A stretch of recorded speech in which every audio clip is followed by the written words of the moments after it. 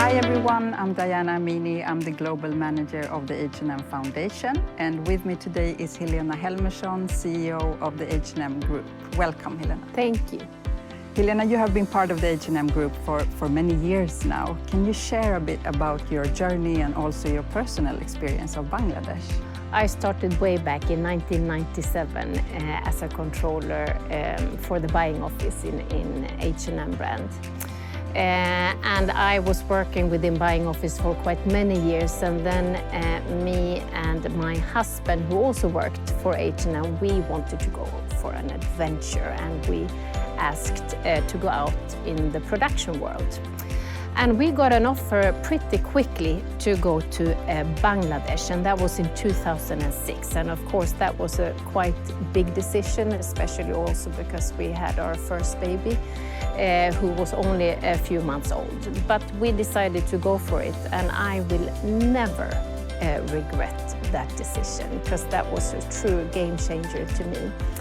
And especially living in a country that was so different, but also seeing all the positive impact that we as a company can contribute with. I thought that was amazing, and it kind of shaped my vision of what I want to accomplish. So after that, that has been a little bit of a guiding star for me.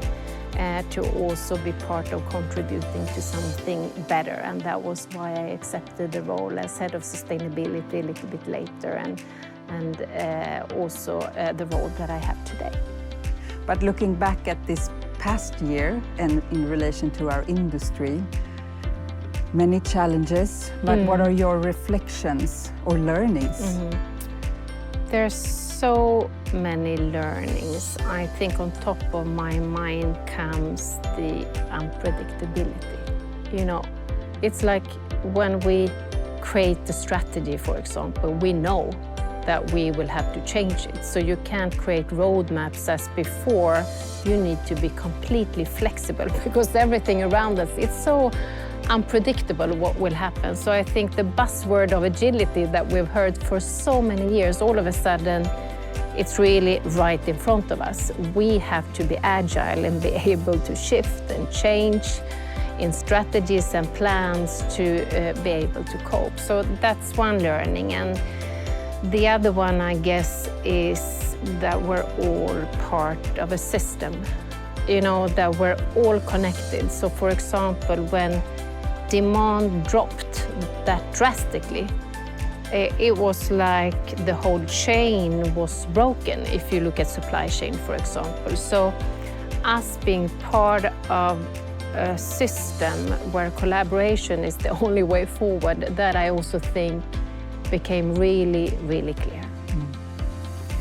And you recently shared your perspective on the macro trends that we have seen during the past decades, and also how that has affected H&M as a group.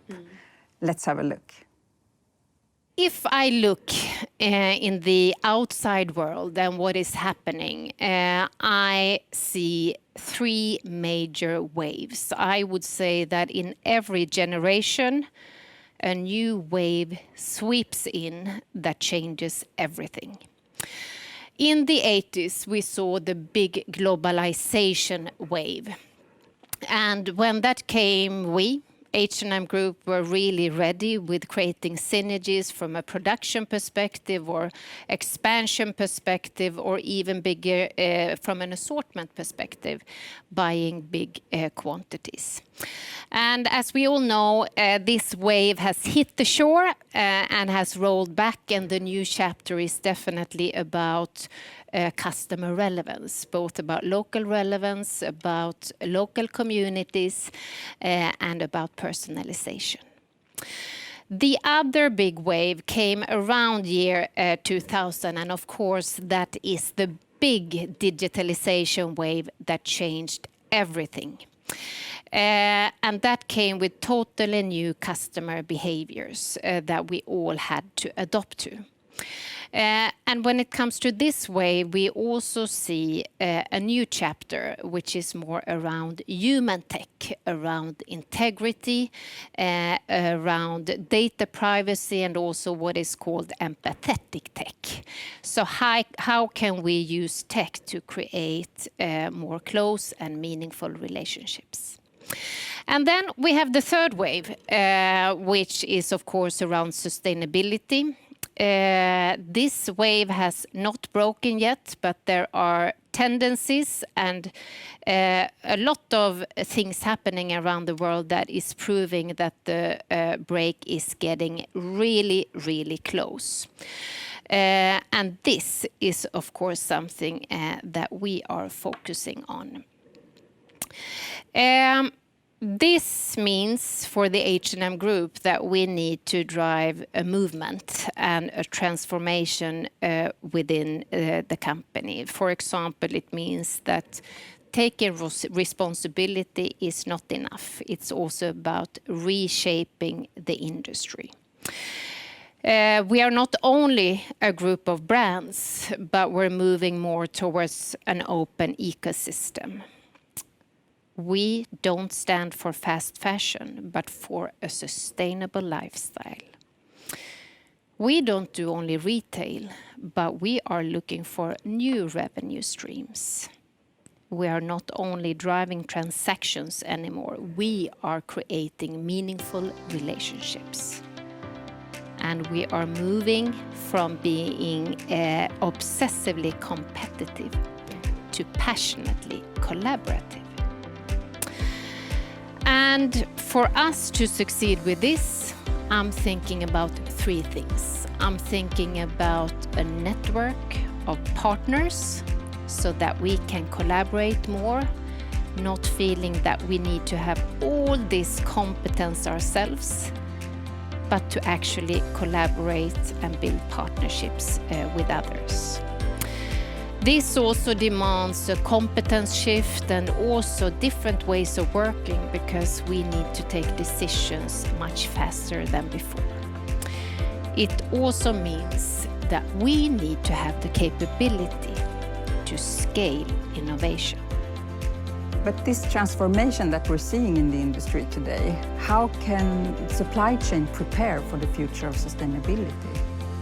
We need to come together and make sure that supply chains become much more resilient than today, and that can only be done through collaboration. So I see that a lot of collaborative initiatives are ongoing right now, but we need to do even more going forward, definitely. And also I think we need more of an innovative mindset and drive innovations with a faster pace than what we have done before. And on top of that, I do think that technology can absolutely be an enabler for us to build these kind of resilient supply chains.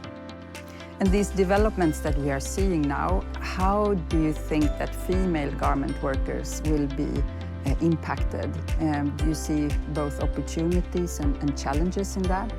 Yes, I do. Like every big change in society, and now we're talking about digitalization, comes with both risks and opportunities. So of course we need to come together and try to capture the opportunities when it comes to digitalization.